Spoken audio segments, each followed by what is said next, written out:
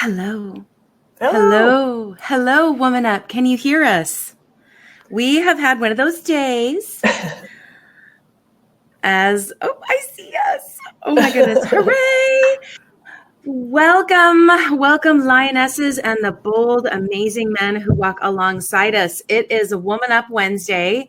It is Woman Up Sponsor Spotlight. It is a million amazing reasons to be alive kind of a Wednesday. And it's raining in Seattle. You're excited about that? I am one of those who was truly meant to live in the city. I love the rain. I love the way it sounds. I love the way it smells. I love the way it just cleans everything around me and makes everything look beautiful. So yes, I am one of those people who loves Seattle weather. All right, let's see. I've got a couple people sending me messages saying they can see us, they can hear us. So hooray. All right. So without further ado, I'm super excited to welcome Georgia Perez from MoxiWorks, one of our fabulous diamond sponsors for Woman Up that's happening next week. I'm so happy to welcome you to the show, Georgia. Welcome. Thank you, Deborah. And I'm so happy to be here. Yay. Yay. And you were sharing with me in the green room that this is the first Facebook Live you've been on. You've seen many of them, but this is your first as a guest and you are slaying it so far. You have been cool, calm, and collected as we went through our tech issues, which is huge. So thank you very much for that. As I get everything kind of in order on my side, I would love for you to share with the community who you are. And then we'll kind of hop into our fun questions, okay? You bet. Well, as Deborah said, my name is Georgia Perez, and I'm the Vice President of Business Development and Product Evangelism at MoxiWorks. And MoxiWorks is a technology company that specializes in technology for the real estate industry. We have our own little special je ne sais quoi, in that we're very, very much driven towards transformation and help in agents and brokerages being more profitable and just doing better business and having their dream lives. I love that. Oh my goodness. You have one of the best less than 60-second introductions. I'm shocked. I wonder if you said that. I thought you were going to say you have one of the best titles, because people are often like, what the heck is product evangelism? And where did that come from? And I'll get a few tee-hees sometimes when people hear what my title is. But well, you know, in the real estate space, we've had that kind of position it feels normal now, right? Because we do need a face for our brands. There are so many choices. Let's just be real. There are so many choices out there, whether it's the person who's selling your home or the real estate technology that you choose. And so really having a smiling, warm face that can break down what it is that you do into snackable, bite-size bits of information is so incredibly important. And York and the executive team at MoxiWorks chose the exact person for that. I have loved getting to know you over the years. Our story, our journey has been so fascinating. We didn't meet in Seattle. We actually met in San Francisco while we were both living in Seattle. That's the beauty of the real estate industry, right? We all kind of live on Facebook until we go to a conference, and then it's like, hey, we live in the same city. How do we not know each other?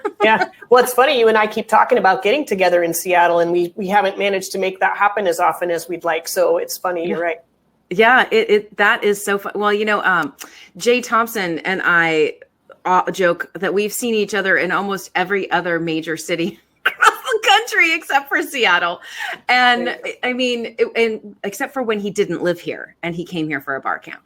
And so I think that is, I think it's a pro and a con of social. I think that, you know, we are able to keep up on each other's lives so much easier now. And so the getting together doesn't have that same urgency as it used to. And I, for one, would love for 2020 to be where I flip the switch on that, where that is no longer the norm, right? Where we are spending more time together. So I'm really looking forward to that. And yeah, my last trip, like in a plane for business, is Woman Up this year. Wow. And yeah, like first time ever I've not had to fly somewhere in November.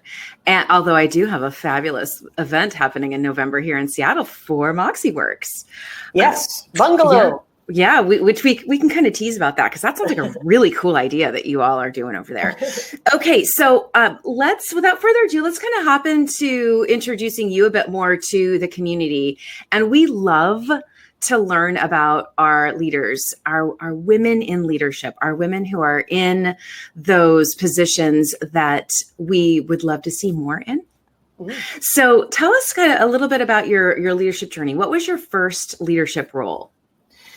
Gosh, my first leadership role probably wouldn't be very exciting, but my most significant leadership role, the thing that I think kind of changed my life and transformed the path I chose for myself, was actually for Starbucks Coffee Company.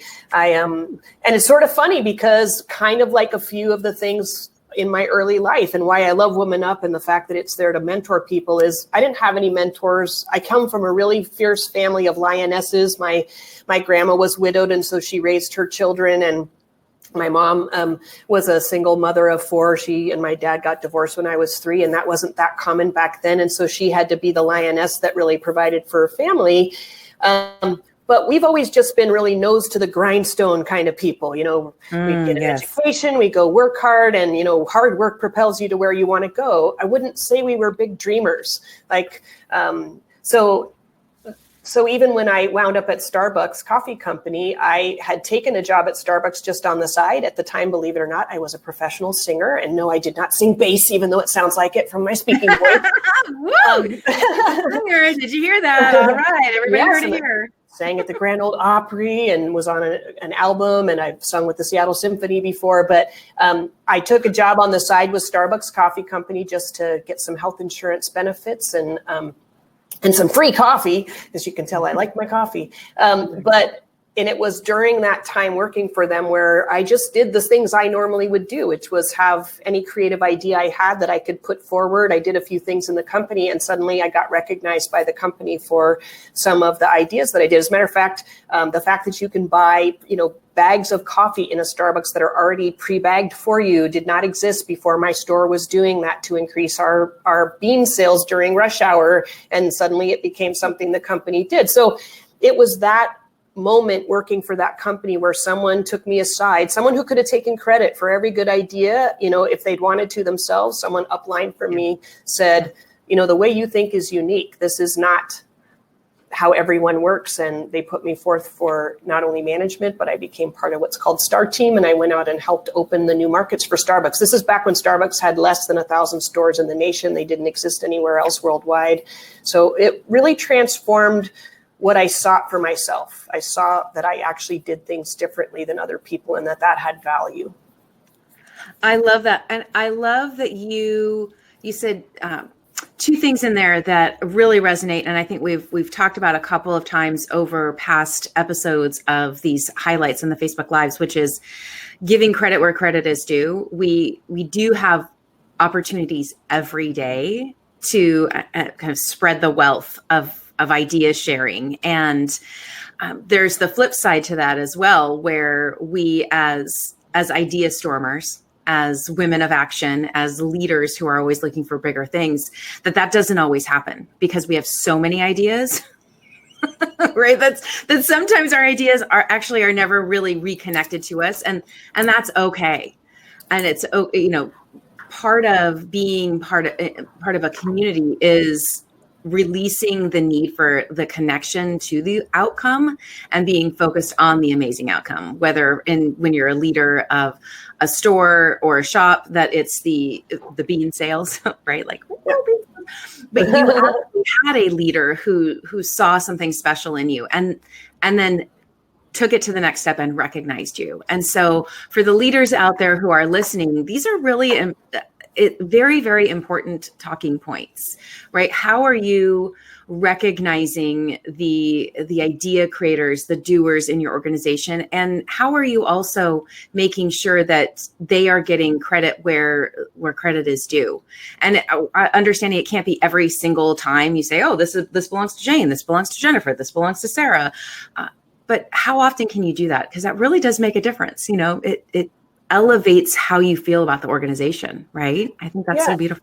Well, it's also, my goal after that became, so I managed some of the largest operations in the country. And like I said, traveled all over to help open new markets. And I had, hundreds of people that reported to me. And my goal was always that if there were just a lot of people out there who got promoted and elevated in their own careers, even if they surpassed me, if they made it up to finally running the company, but I knew that sort of my stamp was on them a little bit, that I had helped mentor them, that I had helped put them forward, that was a good thing. The more people out there, even if they surpassed me, that I knew I had participated in their success on, the better I was doing my job. And I feel that way today about my own organization here as well. It's like helping people grow and achieve better than they might have on their own is a very worthy goal to have in life.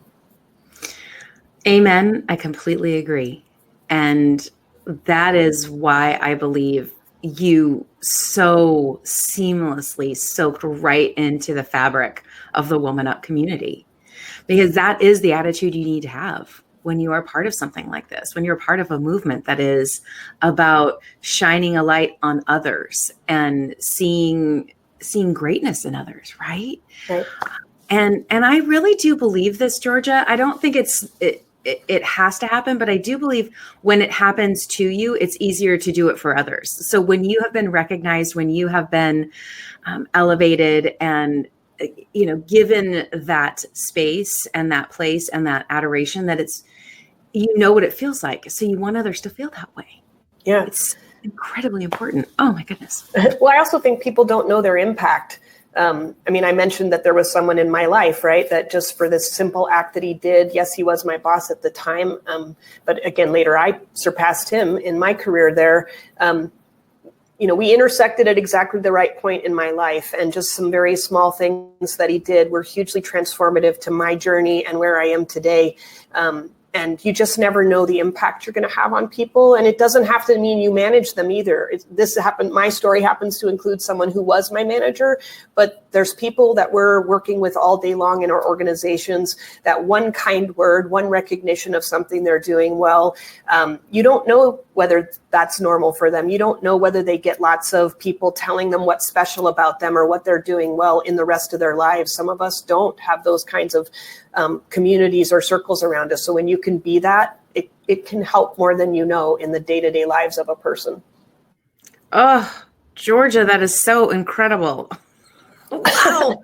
That's just so beautiful. That I feel a little verklempt. Oh. As we lead up and into WomanUP Week, right? We are exactly 1 week away from a whole lot of women flying into San Diego and driving over that bridge over onto Coronado Island to spend 1 to 4 o'clock next Wednesday together, whether they chose to do the wine tasting event or the craft brew tour or the real estate tour, or, even later in the day, joining Molly and Christine to do some meditation and some stretching and, getting their mindset ready for Thursday and Friday next week. And I think what you are sharing is so incredibly powerful as we're packing, as we're planning, as we're traveling, to remember that we have the power to help shine a light on how other people impact us. Yeah. And to tell them, I think far too often we wait until somebody says, pick up the phone and call your mom, pick up the phone and call someone who matters, because we're moving so fast. So if you're listening and you've been waiting for someone to remind you, here's your reminder. Georgia's reminding all of us right now that we have so much power to really just elevate someone right now. There's someone in your world right now who is making an impact on you and you haven't told them. So go ahead and do it. Oh my gosh, I love this. Yes. Amen.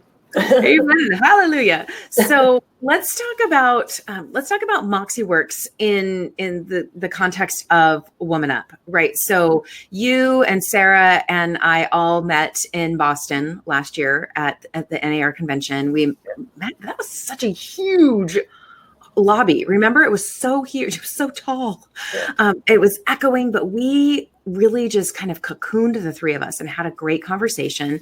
So kind of give us an idea of what happened after that. How did you connect the dots between Georgia's passion for WomanUP and MoxiWorks? Yeah. I mean, I think there's a couple of industries out there. I mean, probably all industries in America still suffer a little bit from an imbalance of power, so to speak, how many women are at the table and other stuff. But to me, the two areas of my own life, right? I have been a managing broker and a real estate agent for 12 years, and I've been in technology for 30 some odd years. And both of those communities in real estate, it's dominated by women, but very limited number of women leaders. In technology, not dominated in any way by women. You can name a handful of female CEOs of tech companies. And we even struggle as an industry in finding tech resources, females to come, be our programmers and our various things. There's certain parts of the tech field where you see more women, but not as often as you'd like. And so I think the issue has just been punctuated throughout my career that I'm often an only. You talk about that a lot, right? But I'm very fortunate that I work with a company. Our CEO, York, is very progressive and very inclusive. I think I mentioned on our podcast when we had you and Sarah on that he's a very dynamic father. He has a wonderful daughter and a son, but his daughter is just a strong lioness. She's so amazing. And I know that it's been a thing for him to want to raise, strong children, female and male, and really give them the keys to the kingdom for the life they want to achieve. And so here at MoxiWorks, we're driven to provide pathways for people into leadership. As a matter of fact, more departments here at MoxiWorks are led by female directors than any men. Or we have a very good path for leadership here for women. We provide mentorship. We're even getting ready to do a bunch of leadership offsites where people get to come. And so it just sort of seems a natural combination of what you're trying to achieve and what we, want to participate in as well. And I even mentioned before, our software is even built to help transform the businesses of people. And so again, it just seems very compatible with the WomanUP mission also.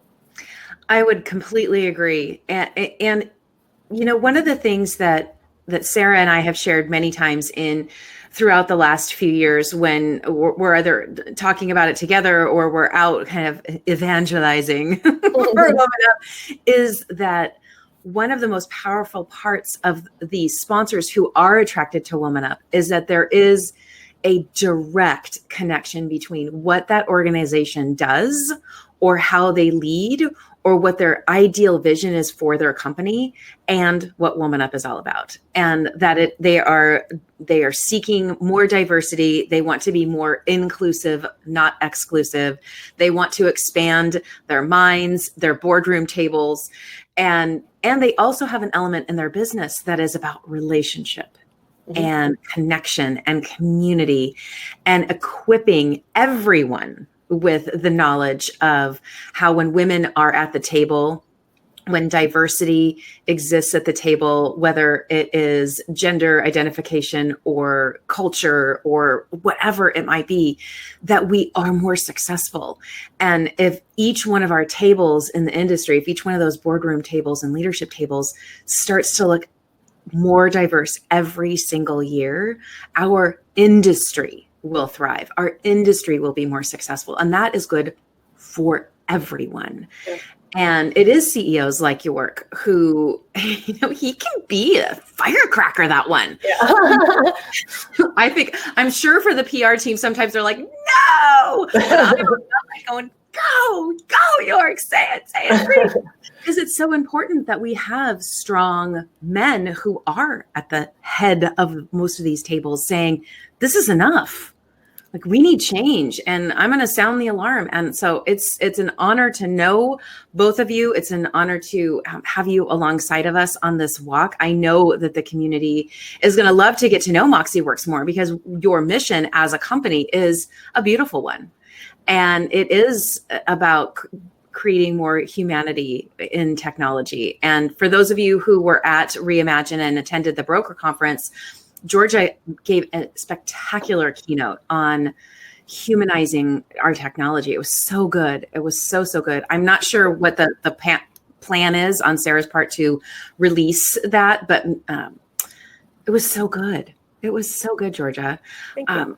You're welcome. So let's, what was your path? So, you've been in real estate for a long time and you've worn lots of hats. So what was the path to MoxiWorks? Like, what was your path to this role in this time? Yeah, I think I said it to you before, and I hope it's okay to say it, but I truly believe God, or my higher power as I know him anyway, is directly responsible. And the reason I say that is, I did spend most of my early life in technology. I mean, Starbucks is kind of the exception to my career path and singing, where I wasn't in technology. I've been somebody companies hire either to help them go to market as a brand new tech company, or often as a change agent when somebody needs to do turnaround of technology companies or businesses that are not getting where they want to go. So that was my whole career. I suppose even Starbucks to a degree was taking a company that was more localized and helping them go more global. It was part of my path there.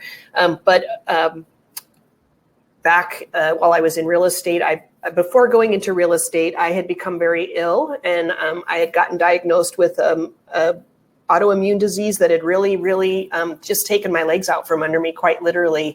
And I just didn't think I could do 80+ hour work weeks anymore and be on planes, trains, and automobiles all the time. And so I was seeking change. And my favorite realtor, the person who sold me my house and has as a result been one of my best friends ever since, she said, Georgia, you should become a realtor. And so she said, everybody, you have a big Rolodex. You just kill it here in Seattle if you became a real estate agent. So I did. And I went to work for Windermere Real Estate.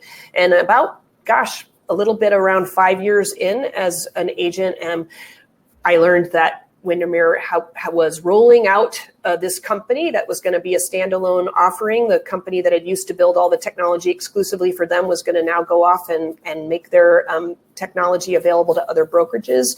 And the lights went off for me. It's just like, you know what? I have a deep understanding of real estate, having practiced it every day and built my own real estate business. But I have been in technology the rest of my life. And so I reached out through some channels of someone who was actually working there at MoxiWorks, and went to go talk to them and got brought in as a consultant to help them do their go-to-market strategy. And then when York came on as our CEO, he hired me as the first person he brought on staff full-time afterwards. And I've been there ever since. And I say it's a God thing because, again, why would I took this weird journey off from technology and into real estate, which confused a heck of a lot of people because I'd been a CEO of a tech company right before that. And then my life led me back into a place where that depth of knowing exactly what it means to do the business of real estate helped me guide this company and how to best service that industry with technology.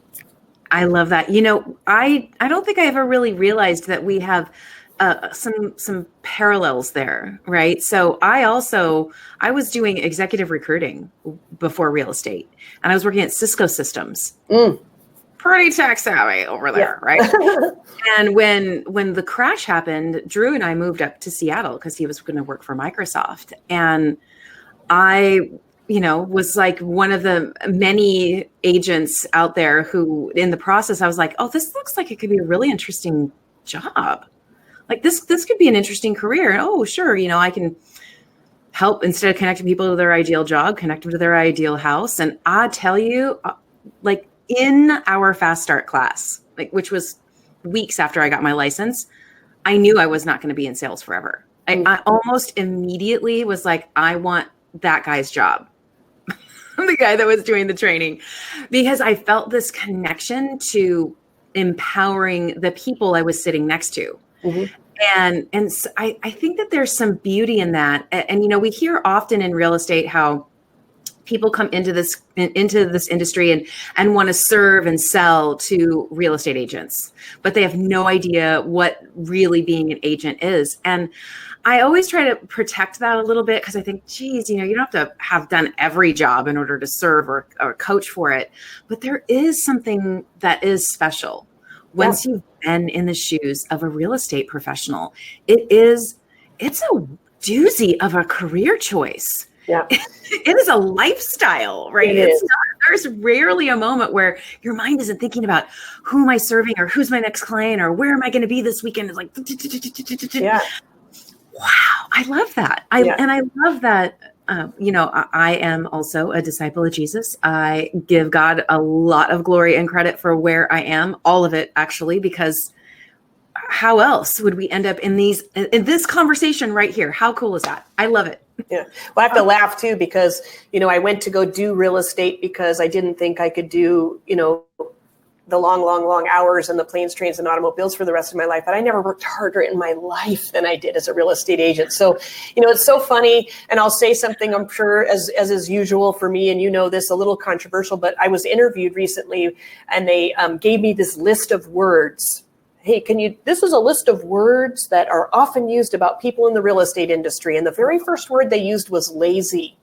And I just had to say, nothing could be, there's lazy people in every profession. So, you take that part with a grain of salt. But the truth is, overwhelmed, working from transaction to transaction. How many of us that even build for the real estate industry or serve the real estate industry in some other capacity are not getting a salary, are working, with the best interest of their client in mind, but knowing that if a transaction doesn't close, I don't pay my bills, I don't feed my family. You have to work so hard. Yes. And, really be in relationship with people to do it well. So people don't give real estate agents enough props. I actually went back to technology because I thought it'd be easier than being a real estate agent. I mean that jokingly, sort of, but it really was a lot of work to be a successful real estate agent. Amen. And it irks me when people say real estate agents are lazy. And to your point, yes, there are lazy people everywhere. But I'll tell you, the women and men that I've met in this community are anything but lazy. Absolutely. And one of the fun things during this week that I am blessed to be able to do is talk with a lot of the panel moderators and the speakers who are gracing our stage, sharing their story, sharing their wisdom, sharing the passionate experience they want to really relay to the men and women, right? And there are some amazing women that we are all about to be in the presence of next week. There are women who are not only building or starting or running amazing brokerages, but they have 2 or 3 charity organizations they started and are running. They're, taking care of aging parents and raising toddlers. They're doing so many different things, but they have this piece about them because they're in their lane. Yeah. And they found their own magical formula, if you will, right? What works for them. And that's one of my favorite things about this community is that there are no 2 exact same women or men in this group. We all have such diverse backgrounds. We have diverse ways of sharing things. And I know you are actually joining us on stage for one of our W3s. And so I'm going to explain what a W3 is first so that everyone kind of has an idea of what they're about to experience next week. But W3 stands for WomanUP Wave Making Wisdom. So that's where the W3 comes from. And in approximately 3 minutes, we have, I know it sounds crazy, but these stories are going to be amazing. In 3 minutes, it's like a mic drop moment. It's when you are on Sunday morning and the preacher is just in their zone and they are going and they are amening and they are giving their heart and soul in those 3 minutes. That's what's about to happen. These women are coming onto the stage and boldly and bravely solo on the stage, sharing what's important to them, sharing something that they experience that they want to either encourage you with, empower you with, or blow your mind with, right? And so share a little bit, obviously not 3 minutes, share a little bit about what the community can expect when Georgia walks on stage. Oh boy, well, you've just set me up there because I don't know if it'll, be as impactful as what some others are sharing. And we talked about it a little bit, actually. What my moment to share, my triple three is the power of one, how the impact of one person can propel another person's life forward in ways you can't imagine, or, not to shy away from those intersections in your life where the smallest gesture you make can be profound in someone else's life and journey. And that's what I intend to talk about. I cannot wait. I'm so excited for that. And I know that you have an entire cheering section internally at MoxiWorks, as well as so many women and men inside the WomanUP community whom you've personally invited to join you in this amazing circle, this pride of lionesses and lions. And for that, we are eternally grateful. So let's also talk. So I appreciate you sharing what your talk is going to be about, but what are you looking forward to at WomanUP? Yeah. What's ringing your bell? All of it. So it's sort of funny. I mean, I have to say, because this really is a passion for us as a company and for me personally, because, we're a tech company, and for all of us in real estate who go to many of the conferences, the Inmans and the real gathering of eagles and the RIS medias and all the things that happen out every year, our own brands, conferences, etc. There's always companies like mine that are there as the sponsors with our tables and our booths, and we're there to hope that you remember our name when it's time to buy something like ours. So they're always so oriented. Often the sponsorships are oriented to just getting eyeballs on your company for driving sales. Let's be just completely honest about that, right? But the funny part about WomanUP for me, this is the largest sponsorship we've ever done as a company. And at least because so many of the people will come who are going to start a boutique brokerage or who, may not be ready for an enterprise level solution like a MoxiWorks. For me, that's not why I'm coming this time.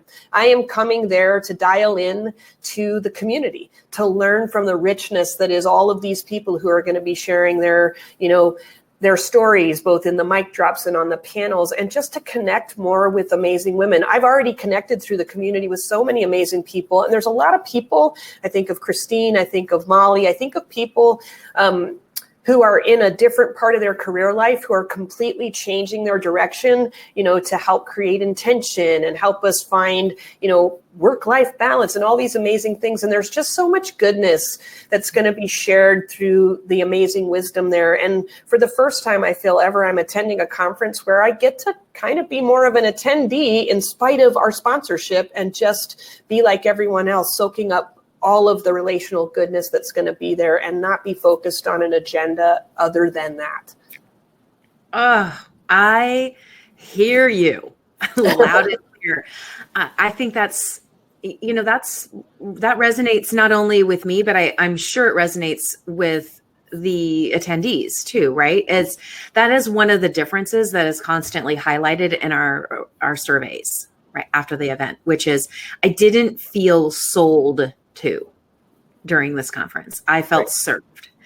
And that is something that Sarah and Leslie and I literally have so many conversations about. Like, we need to make sure every speaker remembers that this is for the greater good. This isn't for the sale in the moment. And, we are always looking for opportunities to introduce our community to the sponsors in different and fresh ways, right? This obviously is one of them.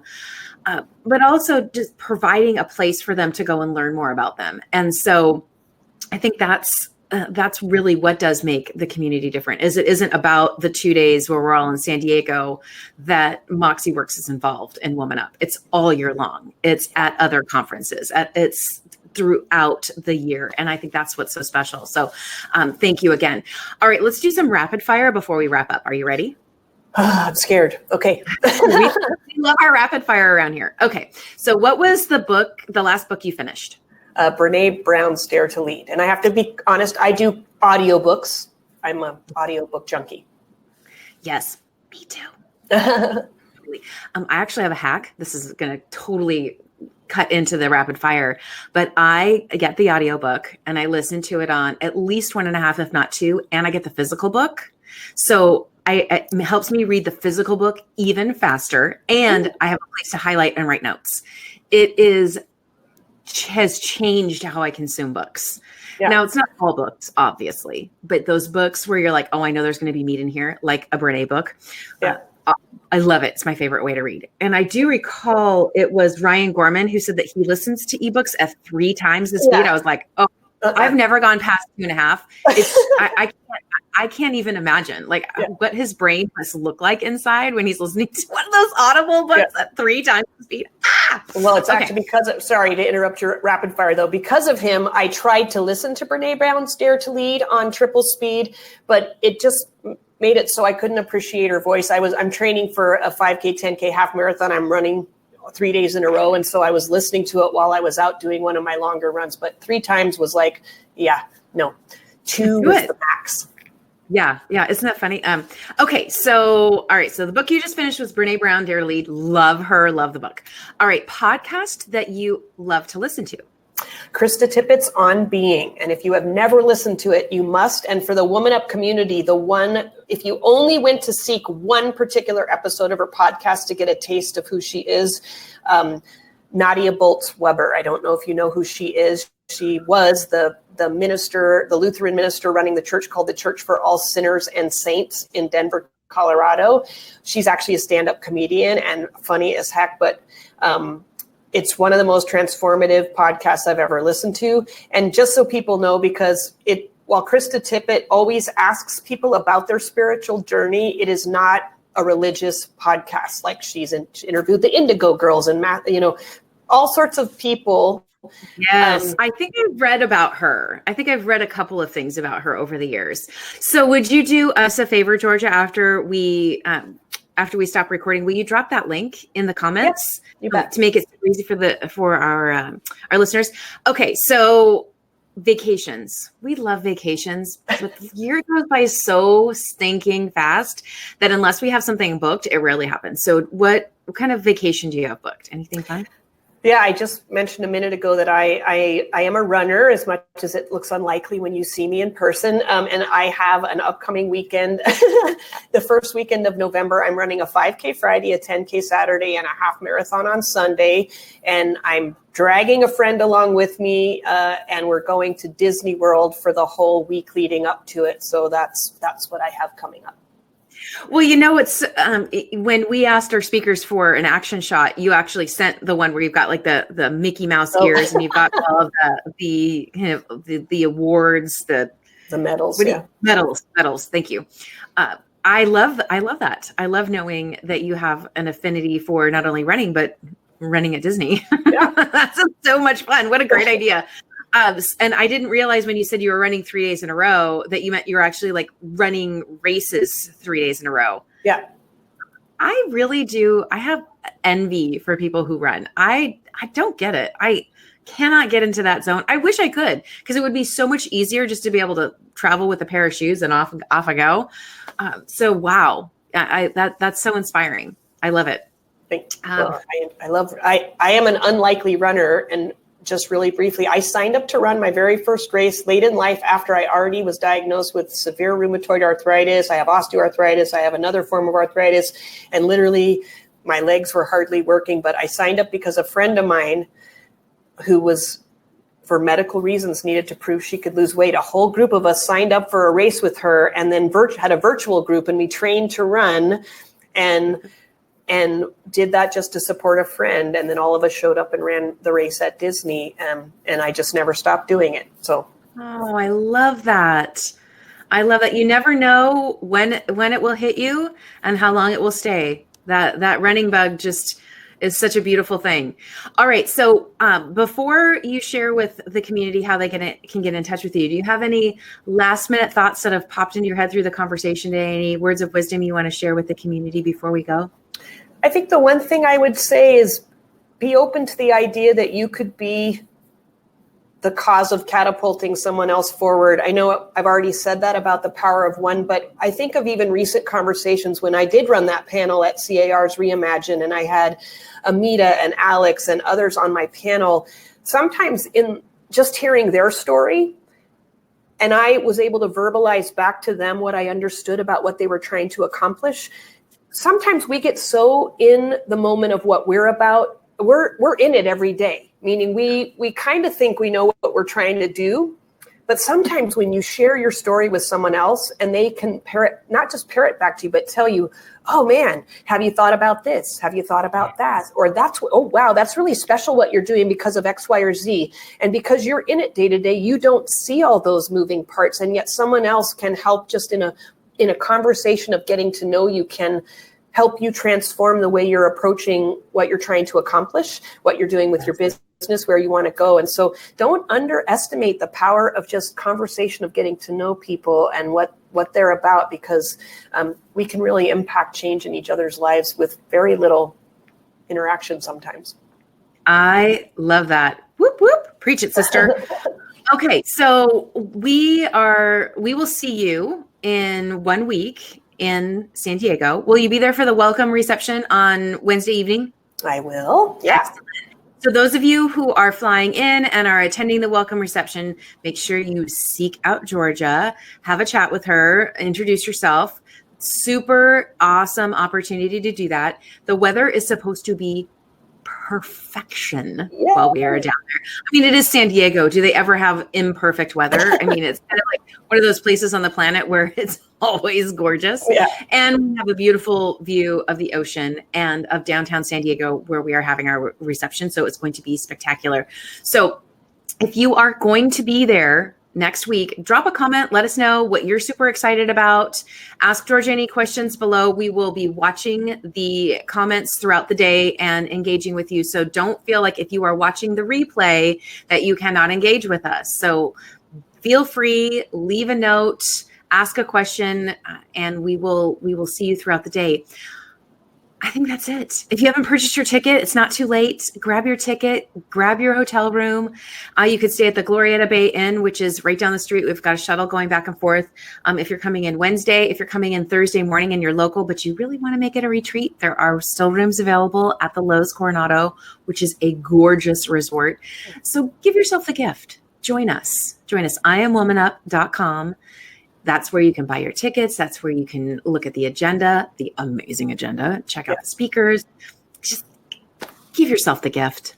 Yeah. Go ahead. If you want a discount, use the IamWomanUp.com/MoxiWorks and the discount code of sponsor20 and you'll get 20% off. There you go. Good thinking. Oh my goodness. Awesome catch.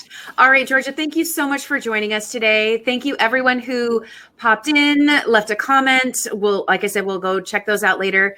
We look forward to seeing everyone next week down in San Diego or up in San Diego if you are south of San Diego, what is that? If you're in Mexico, come on up. We'd love to have you. We look forward to seeing you. We look forward to spending 3 glorious days together and really, truly connecting with everyone who walks through those doors. So until then, ladies and gents, have a great rest of your week. We'll see you soon. Bye.